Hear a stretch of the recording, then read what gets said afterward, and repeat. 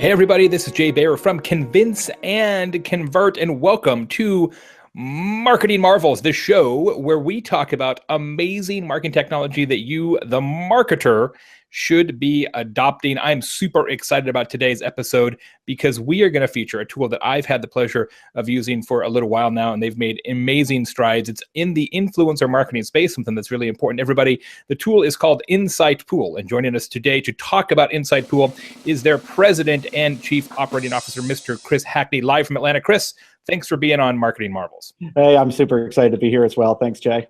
You bet. It's going to be fantastic. I can't wait to show everybody the tool. And a reminder, as always, for viewers of Marketing Marvels, there's a special offer from Chris and the team at InsightPool. So watch the episode towards the end. I'm going to tell you how to get some discounts and free stuff from InsightPool. You're going to be excited about it. Once you see this demo, you're going to be clicking that link very, very quickly. So what does it do? Let me frame it up for you briefly.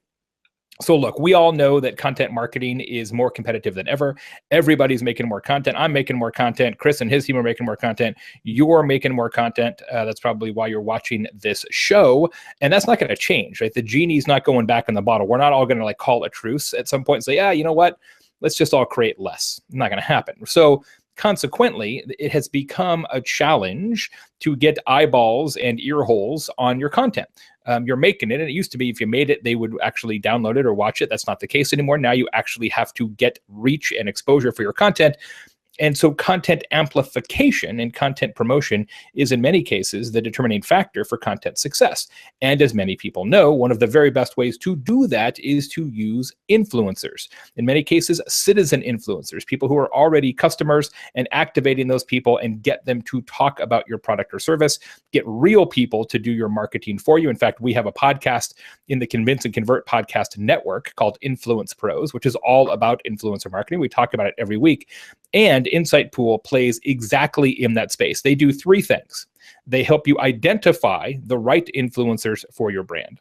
They help you approach and activate those influencers at scale in a way that doesn't require a bazillion staff hours. And then they help you measure the effectiveness of your influencer program and how efficacious you were in reaching out to those influencers and sort of bringing them onto your site and getting them to talk about you.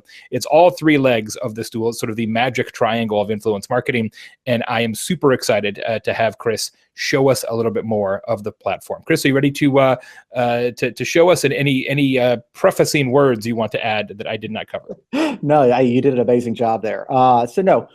Everything you said is right. We're going to show you a demo of kind of how you walk through it. But the one thing I would add is authenticity is key to us. Most marketers are trying to go out and find the right person for the right message that they're going out with, content issue you just talked about. But how do you really find authentic influencers? Not paid, not hyper influencers, but who can be relevant and resonate with the people you're interested in influencing yourself. And so that's what I'm going to show you is kind of how the tool does that, focuses on that search capability and authenticity, and we'll walk through it now. Yeah, I love the way you frame that up. I've seen Rand Fishkin talk about that a lot in Whiteboard Fridays and other things at Moz, where this whole premise of don't try and influence your customers, influence the people who influence your customers. And that's what InsightPool is really great at, right? If you're, this is not the tool that you're going to use, and there are tools out there that do this, and they're great. This just isn't that tool. If you're like, hey, what we need to do is find a way to get Kourtney Kardashian to tweet about our teeth whitening thing. That's not what InsightPool does. There are companies out there, maybe we'll have one on Marketing Marvels at some point, who do that, and there is definitely a place for that in the market. That's not what this is, though. This is where you find people who are real people that you can then approach, who will then influence your customers, and perhaps in many cases they already are your customers. Well, exactly, and I love the way you put that, because I would equate it to the same way when we talk about with our clients viral marketing. Like you can't plan viral. But if you there's no such thing as viral marketing. There's no such thing. Like viral marketing doesn't exist. There's marketing that goes viral. Yeah. But there isn't such thing as viral marketing. It is never inherent. It is an outcome, not a component. Yeah, and I would even say, while there's marketing that goes viral, more often than not, we're seeing conversations that go viral that can turn into marketing that's viral. So when you look at someone like Chewbacca Mom, no one can predict Chewbacca Mom. I can't give you an algorithm that's going to predict her. But the moment it happens is the moment you as a marketer want to pick up on it and understand this influential conversation, and how can you fit into that, and you might not be able to, But if there's relevance to you, you might want to jump on that. Okay. Yeah, and, So and how can you do it in a way that's not yucky? That's the problem, right? That's the bigger bigger issue, right? Is that brands are like, well, sure, then we'll just give away Chewbacca masks. It's like, well, yeah, but that's so lame. Like, there's just like that's yeah, a terrible idea, right? that's just lazy Sometimes marketing. again, yeah, if you guys can invent a tool that saves marketers from their base impulses to do the wrong thing, that's a $1 billion company right there. That's the next one you got to work on, is the tool that saves marketers from themselves. We'll make sure to add a button, the "Do you really want to do this" button. I love that. Yeah, I love that. Like, you know what? Our algorithm has determined that this may be actually a bad idea. So we're just gonna make you double confirm. I love that. I want to invest in that company. All right, perfect. That's It's our like next it's like thing. what's the thing called that Google has the at night? Is it Google goggles, right? Where you have to like do the math problem before you send people emails or whatever because you're probably drunk. We need that for marketers, right? Like let's just make sure that this is going to work. I love it. All right, so all right, you got your screen share ready here? Yeah, I'm popping it up now. There you go. Can you see that? Yeah, it looks great. Okay. So what I'm going to walk you through, and feel free to jump in with questions as you go. I'm sure it's the same questions your audience has.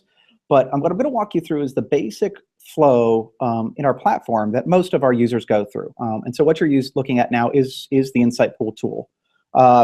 Where most of our clients start is a very simple premise. They really want to understand the audience around a topic. And so we've built the tool to kind of look at different data sources, social data sources where we focus, to get an understanding of a group or audience so that we can then lead that into a discussion around how do we find influencers who appeal to the motivations and purchase decision or consideration decisions that go in to a certain business line or channel.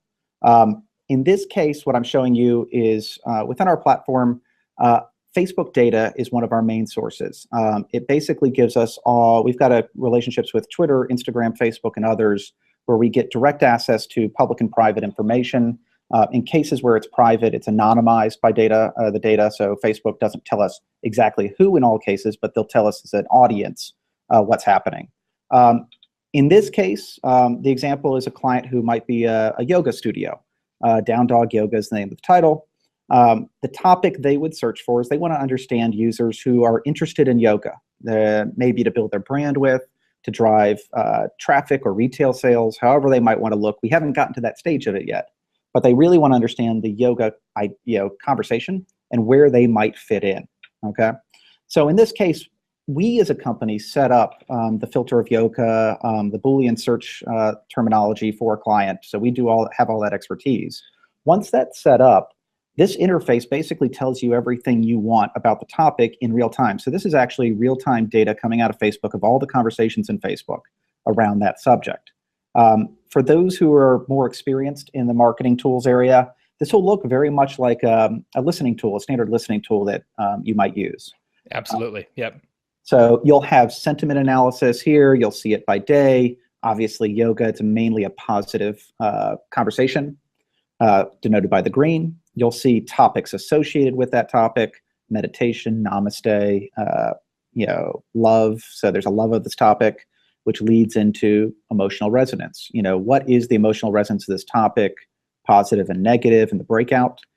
This becomes more important as we get to brands and the emotional resonance around those brands. And then we also, I'm going to skip this real quick, we also have standard demo information, which a lot of our early clients like to look at and get a sense of. Of course, in a yoga conversation here, a female audience is the preponderance, and then you can start to see age breakdowns, etc. What we really love is you can manipulate this any way you want. If I want to look at just people who have positive conversations, I can. By geography, I can. But what I really, really love within that is what people doing influencer marketing need to understand is each network has their own rules. In Facebook's case, they love to kind of have you discover things, but they're going to move you straight to a paid conversation, where a lot of our clients want to do organic conversations first. So they want to do one-to-one marketing. What we started to do in our network, in our platform, is connect those networks. So you can truly learn in one network and apply it into another, and then optimize in a third. So in this case, I've shown you Facebook data as a way to understand an audience around yoga. In here, a case like hashtags. What are the hashtags used by people in this conversation? Yoga, fitness, This is an interesting one, right? Yoga every damn day. Just kind of has a little power to it. It's a little different. On the right-hand side here, we've got a feed into Twitter. Even though this is Facebook data, we've now linked it to the Twitter database to see every conversation happening in real time in Twitter. So I can go to one-to-one when Facebook would anonymize it and kind of hold that back. And that's really cool. And I can't, this is real time, so I can't promise there's everything's appropriate, but you get what you get, okay? Yep. So what we do is, what we say with clients is, a lot of our clients love to learn, but with a lot of tools, they have a problem because you can't take that to an action path right away. So, if I was a typical listening tool, this is where that pathway would stop. Like, hey, here's everything about yoga. What we do is we build in these connections based on kind of the history we have with each of these networks, and we turn them into action paths, okay? So in this case, we have a capability called send a search. What send a search does is take everyone who, in this case, for this example, I'll use everyone in Twitter having the same hashtag conversation, and I find everyone in that environment who's having it. Okay, so is it over a particular date range, Chris? So right now, you can do it a couple ways. Right now, the one I'm going to show you is past 32 days. Okay. You can go back in an archive basis for more complicated conversations we do, but a lot of our conversations, our clients are fine with kind of the last month's view. Okay, so right now, I am in our Discover Center. This is where you find influencers. It's like a kind of a Google environment for finding influencers. In this case, as we mentioned up front, conversations and other characteristics of people determine what's an influential experience. In this case, we use the conversation, yoga every damn day. I'm looking at that same view of everyone in real time using that phrase in Twitter. I can do a variety of things that are really cool with that. I can look at, right now I'm looking at it chronologically. I can look at that by the reach that person has, the relevance to a conversation if I put in other filters around yoga or something else, or I can do it by rank. And rank is simply a measure of, we have a proprietary algorithm on the back end based off of the tens of thousands of campaigns we've run with clients that can predict the propensity of a person or an influencer to engage with a campaign from a brand. Based on that proprietary data, we feed that into a ranking algorithm, and we can show you only the people who have a high propensity to do so, okay? That relevance option is really interesting, especially when you start thinking about kind of the Venn diagram of somebody who uses the hashtag yoga every damn day, but is also part of a different tribe, right? So if you're trying to reach yoga moms, for example, right, you could cross-section this audience by moms, or somebody who identifies as a mom or uses the content mom, yes? Yes, absolutely. What we can do is we can look at it from relevance from a sorting perspective, but where that real relevance comes from is on this left side with all the filters we have. So we've listed everyone using this kind of conversation, but we can figure out, do they follow a certain person? Do they cross-reference with a certain profile topic or cloud interest? As we go down the list, a certain location, or are they male? If you only wanted people in the US, for example, you could do it that way. I could absolutely do it that way. So most brands have come to us with a variety of filters that are the easy cuts they want to do to get down to a limited audience. In this case, if I really want to get special and go, all right, let's look for people who just follow you, for instance, right? Having this conversation around yoga, or at least using this hashtag around yoga. I don't know, man. I'm super inflexible. This could be a small list. I don't know. Yeah, see, 5. Exactly. That's hilarious. Of the 213,000 people who follow me, 5 have used the hashtag yoga every damn day. I'm surprised it's that many. So exactly. So, but you can start to understand, is this an audience that's right for me or not? I'm going to take you out of it since you're super inflexible. But I can also look at those audiences. Like, we started with the data set of Facebook, right? Which for a lot of brands is really helpful. But if I want to dive into audience insights within Twitter, I just want to look at kind of all the insights within Twitter and just start quick and easy there. We can do the same thing. I can take everyone having this conversation about yoga every damn day, and I can do an aggregate view. So I can see who they follow, right? I can go down the list. Yoga Journal. All right, that's an interesting, what I call media influencer in this space. We'd want to look into that. If you're thinking about, hey, maybe we should do a native advertising campaign, that might be an interesting option. Exactly. So you can kind of go down the list and see who you want to look at. I can look at the topics. I can look at the clout topics going on, and I can look on kind of who's dominating this conversation from a gender or location perspective, right? So the idea is it's extremely flexible, just like a Google is for you. in finding influencers, not finding topics or websites you go to, but who are the people having a conversation, or by any filter you want, are relevant to that conversation with certain reach parameters or other parameters that are important to your brand. And like you saw it in this demo, do it instantaneously. And that's one of the biggest things that holds back influencer marketing for a lot of the brands we work with, is they know they need to be there, but it seems overwhelmingly daunting to them. So they don't do it in the first place, or they try and just hand it off to an agency and hope they do something there. But because the data sets are opening up, and by the way, even a network I haven't mentioned, we're going to be building out Pinterest and YouTube coming up, but a lot of clients ask about even Snapchat. That's really hot as a network to activate. You see NBC doing that, a massive campaign with them, this Olympics going on right now. But you don't hear me speaking about Snapchat because their API isn't opened up yet for it. Yeah, but can't do it. I can guarantee you in 6 or 12 months it will. So this is the reason this is also embryonic and advancing so quickly, is because the data sets are opening up for us in real time. The Facebook data I showed you, 9 months wasn't opened up.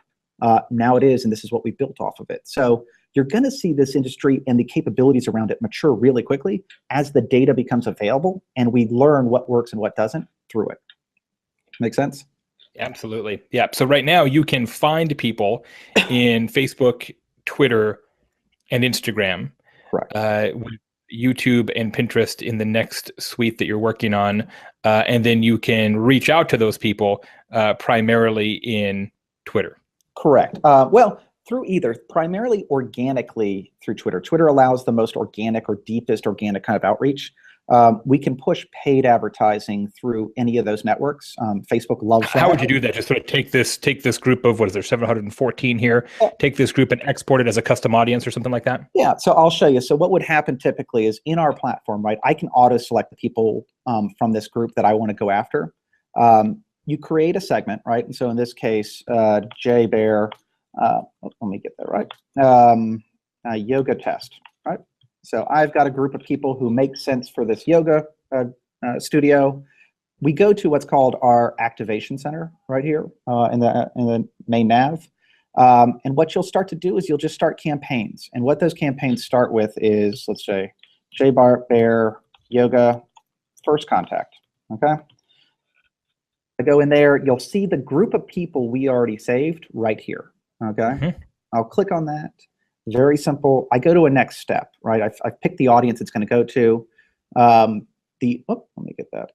The network is where that starts to come in. So when you look at a certain network, I just resave it again.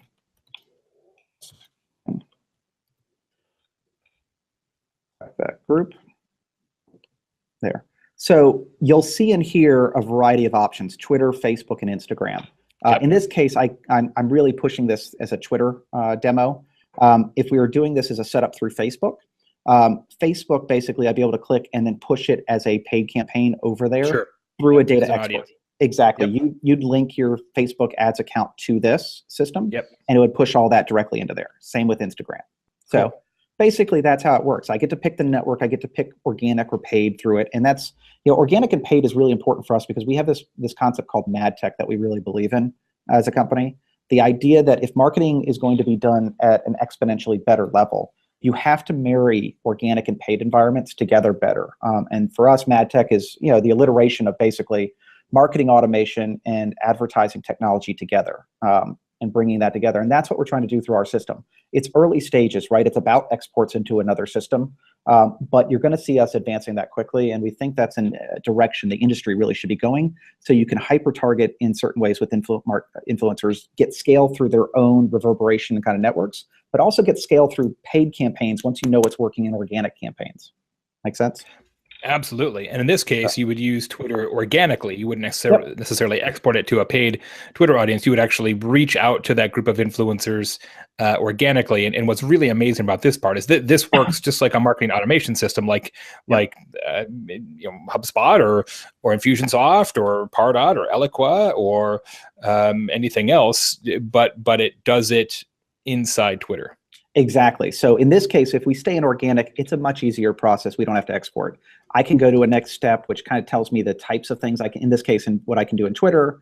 I'll do an @mention to them, which is just a simple outreach effort.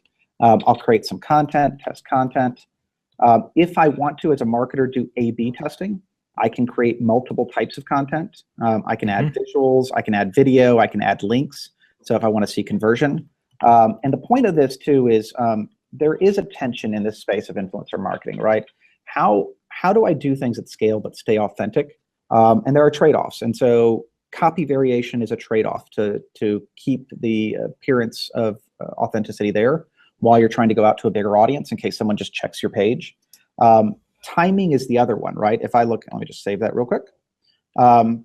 If I go out all at once with a blast, it's obviously going to be kind of an anomaly in my own field. So what I need to do is schedule that out over time. The system lets you do that over a number of days, so you don't have to sit there and monitor it. So if you're going to try and reach out to 500 people and say, hey, you should look at my free yoga ebook, you don't want to send that 500 tweets in a row, right? You want to throttle that so it's a couple a day for a while or something like that. Yeah, exactly. Like 20 a day go out for 2 weeks, so you can start to kind of understand that. And then as responses come in, there's a response management system. But in general, yeah, you schedule that on your calendar and you let it run.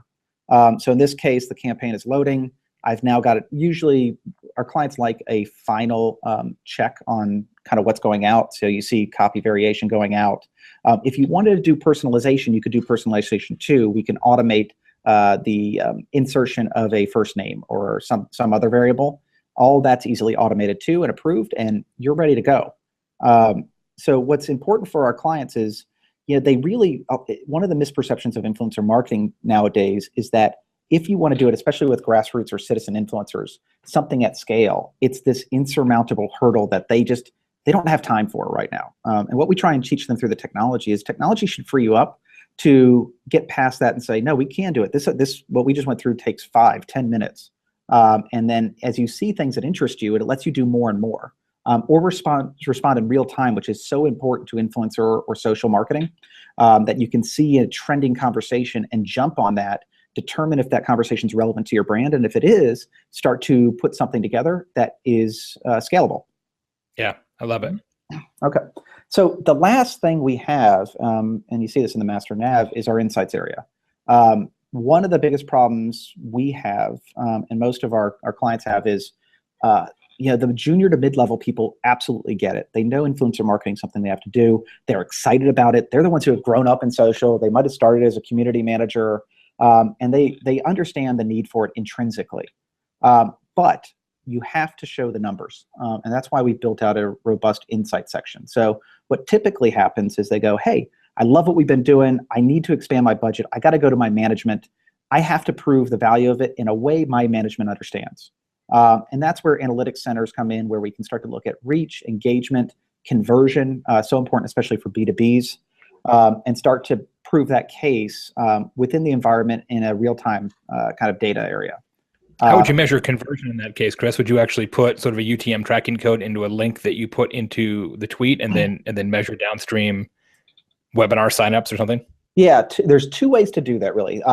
You actually just mentioned the more complicated one, so kudos for being at the class. Typically, it's typically the more dumbed down version of it is just a simple URL and tracking of that to if you use the example of the yoga webinar, the webinar link coming over, tracking that through your Google Analytics, and then looking at signups or registrations there. The more advanced though is that kind of offer tracker. We've got a couple of clients that are one who is a big food and beverage company. Who did exactly that. They had a relationship with Target, and what they want to do is offer a unique coupon through social to influencers around a Target offer only exclusively available there.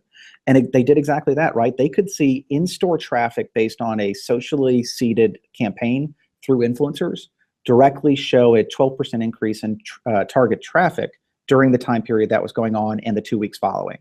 Nice. And so if you're a marketer like that, that's real results you can take back and go, no, this isn't just something fun we're doing. Influencers aren't just kind of this fluffy audience that we want to go after. It's real people. We can seed it. They have strong networks, and those networks combined are really powerful. And by the way, if you're looking at it through organic, it's pretty much free, right? So while you can scale it paid, and still paid media and social is at bargain prices for most categories. Even as you're looking at organic, it's low-hanging fruit to do something free with high upside if you're doing it right. Okay. Absolutely, just got to pay for the tool. Yes. Speaking of which, what do you charge for this tool? So it's a monthly subscription model. It's a SaaS model for any of your audience who's familiar with that. But like all technology tools, it's a monthly fee. It goes from anywhere from roughly $2,000 a month to $6,000 a month, depending on the self-service model and the services model. But obviously workable with new clients coming in. Like you said, we have the offer coming up. Offers like that and others, we gear them towards a simple premise. We have seen consistently that clients who come in and use this are thrilled with it. So we are happy to kind of get introductory offers out there and get people in it because we know the product proves itself. Does the price change if you want Twitter plus Facebook plus Instagram, or do you always get Twitter plus Facebook plus Instagram, or are those different packages? And then we have in this in this demo been talking about the overall topical category of yoga. Does the price change if you have multiple categories? So it is not. So it does not change based on number of users or number of categories. Absolutely flat. And part of it is we want to encourage high usage, right? We want you want people to experiment and mess around, and do it. So activity level doesn't dictate. What dictates is number of presences or handles managed. So if you've got a Twitter handle and an Instagram handle, it will be a different price. And the idea, or if we work with different groups who manage different handles. So we work with a lot of companies who we work with both their brand teams and their PR teams. Those are different. But we are offering right now, while it's not a stated offer with Marketing Marvels, but in general, because we're adding so many networks so quickly right now, we're offering grandfathering in for some of those that we're introducing, like Pinterest, YouTube, Instagram recently. That's great. Well, and I love the fact that it's not a charge per topic. It's one of the problems I have with some of the social listening tools, where it's priced as a disincentive to listen more broadly, which seems to be counterintuitive to what most customers actually need. Absolutely. So yeah, on here, the last thing I'd say real quick is while we have all this information, what we're really proud of is the ability to use the data in constructive ways once you've learned from a campaign and find scalable audiences tied to this. So in this case of yoga, we've got a lot of results. At the end of this, we kind of show you who's engaged with this and who hasn't, which gives you kind of an idea of who has the most interest. I used to be a brand manager myself, and I always say with marketing, it's a steady and consistent failure with a few wins. Because I'll be thrilled that I got a 5% response rate on something, but I failed 95% of the time still. Sure. So what we've started to tackle is with that historical question and issue with marketers, how do we make them better? And the way we're making them better right now through the use of data is what we call microcluster analysis. And what microcluster analysis is a very simple concept.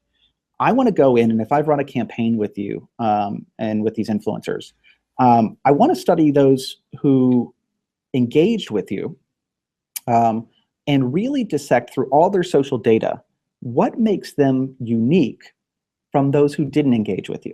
So I want to look at both of those and say, what's different about the people who did something back with the brand from those who didn't? And if I do that, I'm going to click a view here.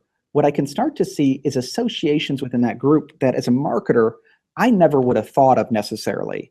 And what's important about those associations is when a marketer goes after a target is really a hypothesis, right? It's a hypothesis that this is someone with a passion or interest that aligns with my brand, and I'm going to focus on that subject.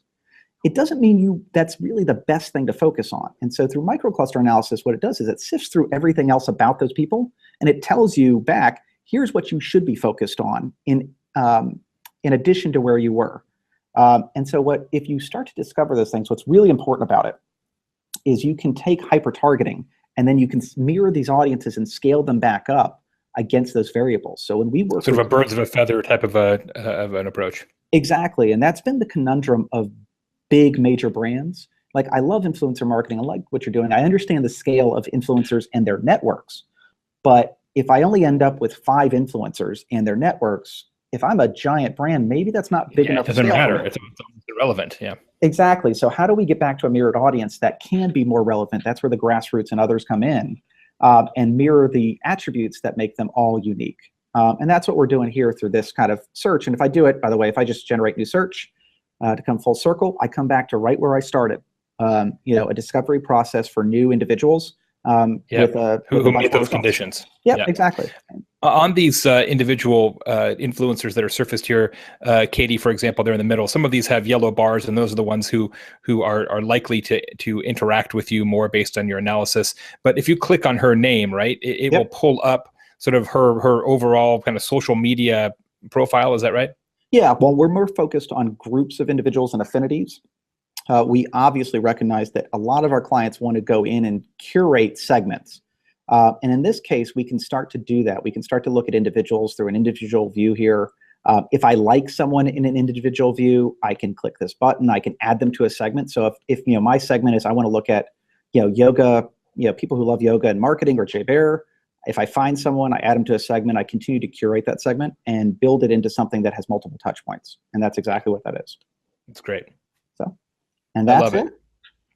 And super cool. It is really, really easy to use, and I love the fact that that it really does meet all three of those conditions, right? Find influencers, activate influencers, measure the efficacy of the campaign. Those are the three things that everybody needs, and it does it all really seamlessly. I mean, you guys make it look deceptively simple. The data challenges behind the scenes to pull all this together and make it run really fast is significant. And so kudos to the engineering team, because I know there's a lot of things going on behind the scenes that they're making look very, very simple. Yeah, absolutely. We've got a great engineering and data science team in one of the other rooms here that every day I'm amazed by what we do with what we have. We told everybody that we're going to give you a special offer if you want to access the power that is InsightPool, find influencers, activate, and measure them. And so here's what you do, ladies and gentlemen, Marketing Marvels fans. Go to www, so www, the number 2, insightpool.com/marketing-marvels. That's www. insightpool.com/marketing-marvels. We'll put the link below as well. And with a 6-month agreement with InsightPool, and you're going to use it a lot in those 6 months, I can guarantee you that, you're going to get a 7th month free, which is not insignificant. As Chris said, it's $2,000 to $6,000 a month, which is a small price to pay for this kind of horsepower. You get 6 months, you get a 7th month free. That's a free $2,000 to $6,000. I'm not a math major, but I'm almost positive that's the value of the offer.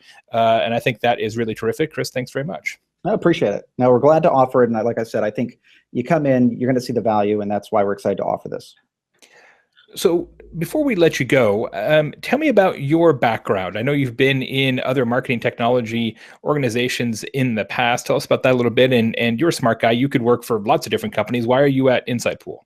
No, it's a good question. Why InsightPool? I know. So yeah, I do have I feel like I have a good background for this. I never thought I'd end up here. But it's been a natural progression. I started my career on the brand side after grad school at Coca-Cola, so that's how I ended up in Atlanta. I was brand manager for the Coke brands. I worked on our vanilla Coke launch, our Coke Zero launches, a lot of our activation, including our Winter Olympics. I love that job, but I saw how the power of media was changing and the power of data was influencing that.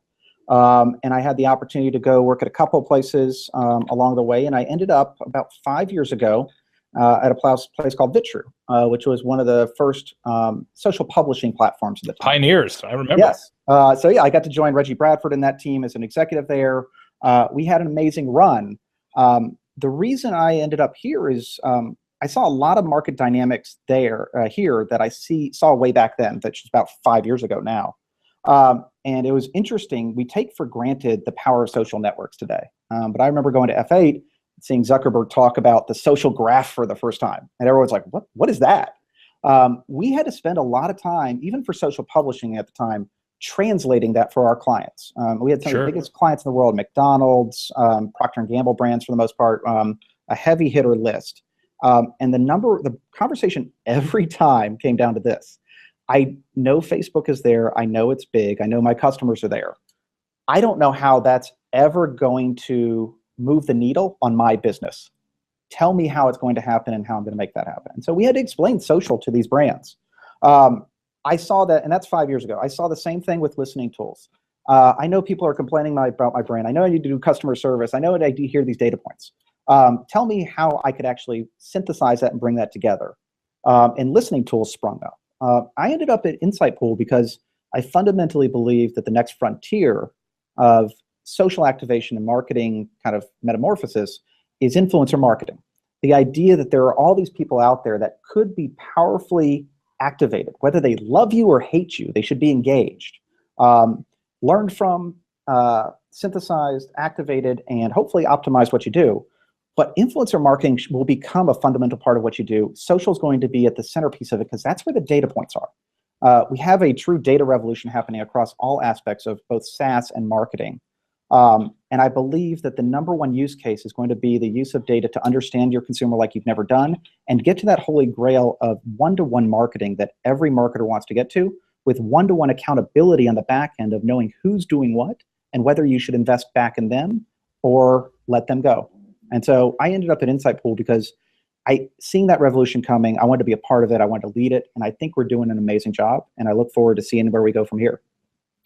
Oh, fantastic. I think you're spot on in terms of riding on top of that large trend.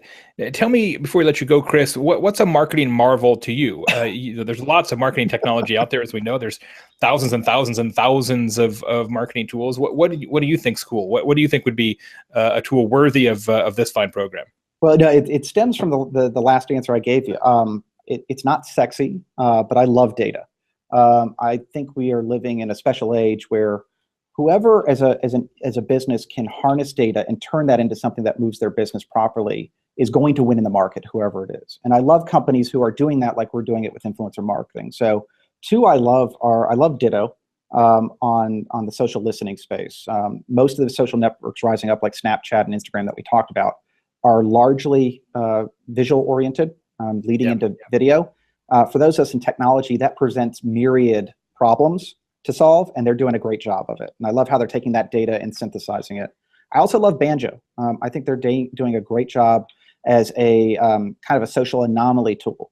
So figuring out what the baselines of social activity are, and when changes are seen, like a pebble being thrown into a pond with ripples, reporting on that in real time to news agencies and others. So, and it's interesting in their data, like the minute something happens, a shooting or a fire or something like that, people report it on Facebook and social before they call the police. And of course, they know about it. If you can harness that data to help first responders and everyone else, that's a powerful civic benefit that can be garnered, that can be explored by other companies. And that's what I get excited about, is companies who are tackling that type of stuff.